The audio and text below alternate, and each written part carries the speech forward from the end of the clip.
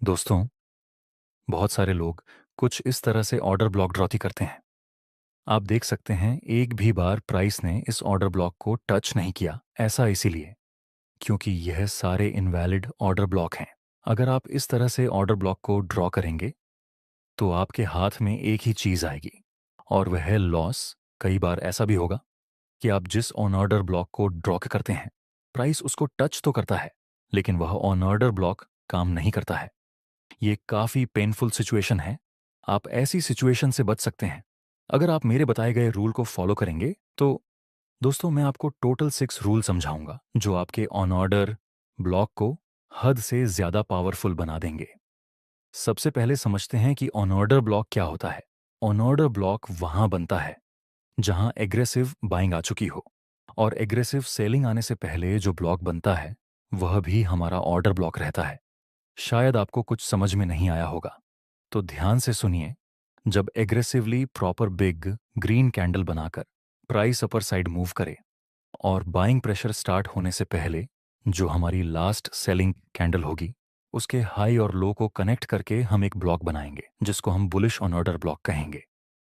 इस तरह यहां पर एग्रेसिवली प्राइस ने फॉल किया था, बिग रेड कैंडल से प्राइस नीचे आया, तो ये एग्रेसिव रेड कैंडल से पहले लास्ट बाइंग कैंडल थी। उसके हाई और लो को कनेक्ट करके हम एक ब्लॉक बनाएंगे तो जिसको हम बेयरिश ऑन ऑर्डर ब्लॉक कहते हैं। जब बुलिश ऑन ऑर्डर ब्लॉक को प्राइस टच करेगा तो वहां से प्राइस फिर से ऊपर जाएगा, और जब बेयरिश ऑन ऑर्डर ब्लॉक को प्राइस टच करेगा तो वहां से प्राइस नीचे जाएगा। लेकिन क्यों ऐसा क्यों होता है?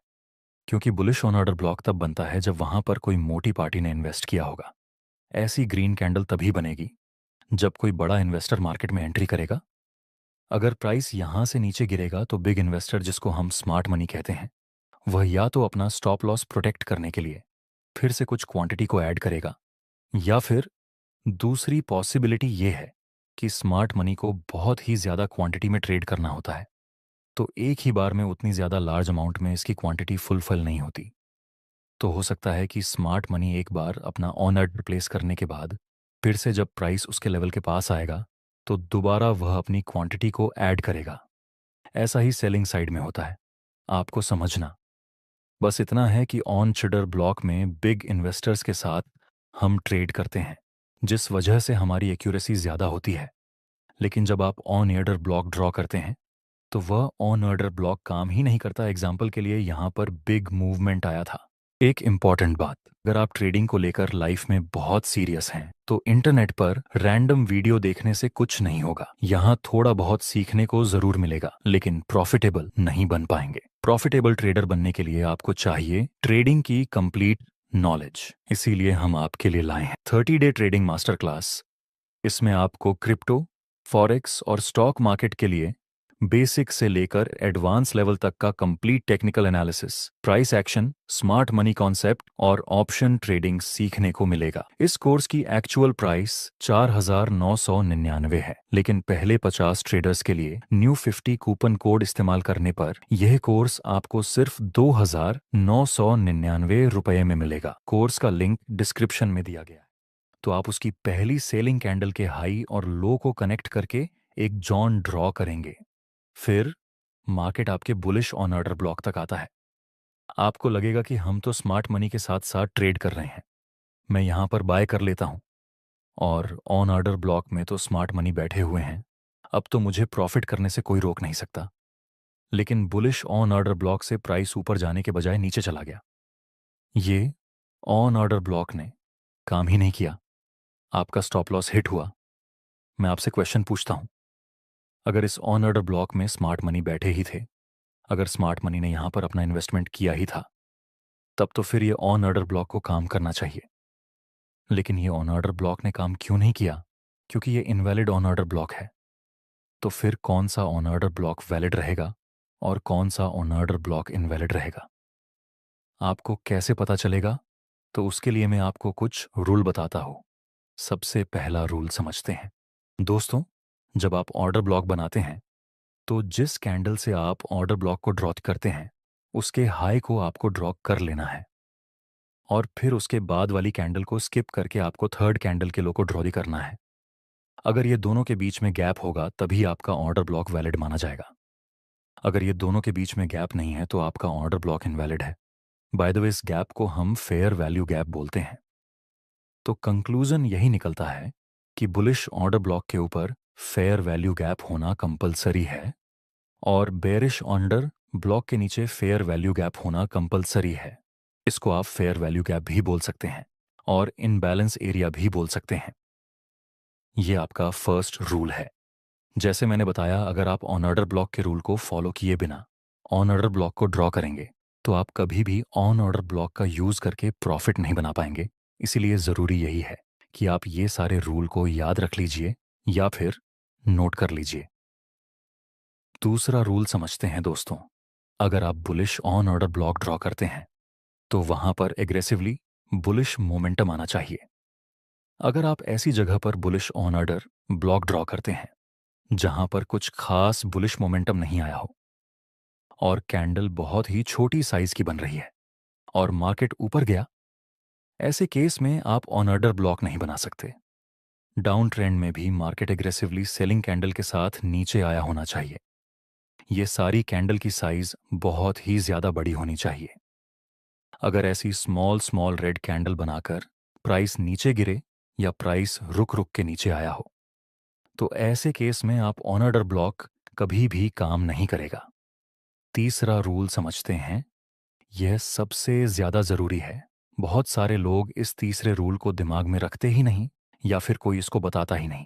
देखिए, अगर आप bullish on order block find करते हैं तो आपको सिर्फ ऑन ऑर्डर ब्लॉक को नहीं देखना है। ऑन ऑर्डर ब्लॉक के साथ साथ आपको मार्केट के स्ट्रक्चर को भी देखना है। अगर मार्केट में बार बार bearish break on of structure बन रहा है, मतलब मार्केट का ट्रेंड बेरिश है, तो वहां आपको सिर्फ और सिर्फ बेरिश ऑन ऑर्डर ब्लॉक को फाइंड करना है। अगर बुलिश मार्केट स्ट्रक्चर है तो आपको सिर्फ bullish on order block find करना है। ऐसा तो होना ही नहीं चाहिए कि मार्केट का स्ट्रक्चर बुलिश हो और आप bearish on order block draw करके उसमें ट्रेड करने लगे। ये एकदम ही गलत तरीका है। सिर्फ ऑर्डर ब्लॉक को फाइंड करके आप प्रॉफिटेबल ट्रेड नहीं बन जाएंगे।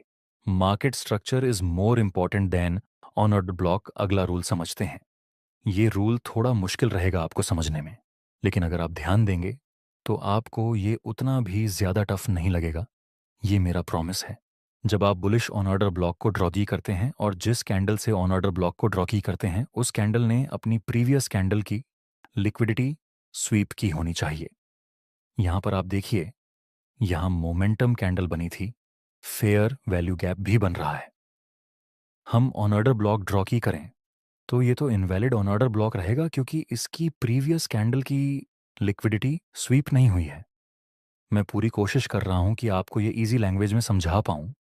आप भी थोड़ा फोकस के साथ समझिए। यहां पर बाइंग प्रेशर आया था तो हमने इस कैंडल के हाई और लो को कनेक्ट करके bullish on order block draw किया। क्या आपको दिख रहा है? इस ऑन ऑर्डर ब्लॉक ने अपनी प्रीवियस कैंडल के लो की लिक्विडिटी भी स्वीप की है। So that's is valid on order block. अगर मुझे इसको बहुत ही सिंपल लैंग्वेज में आपको सिखाना हो तो मैं आपको कुछ इस तरह समझाऊंगा कि जिस कैंडल से आप ऑन ऑर्डर ब्लॉक ड्रॉ करते हैं उस कैंडल ने अपनी प्रीवियस कैंडल का लो ब्रेक किया होना चाहिए। फर्क नहीं पड़ता कि उसने बॉडी से उसे ब्रेक किया या फिर विक से, बस लो ब्रेक होना चाहिए। बस इतना ही।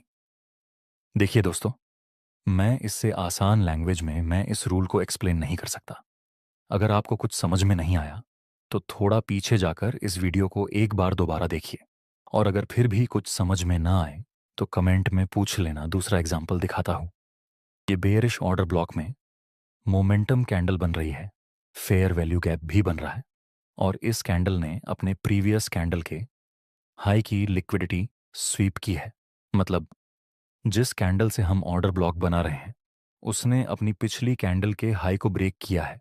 मतलब यहां पर लिक्विडिटी स्वीप हुई है तो इस कैंडल से हम ऑर्डर ब्लॉक ड्रॉ कर सकते हैं और यह वैलिड ऑन ऑर्डर ब्लॉक है। मैं फिर से रिपीट कर रहा हूं। अगर आपको कुछ समझ में ना आए तो कमेंट में अपना क्वेश्चन पूछ सकते हैं। अगला रूल समझते हैं।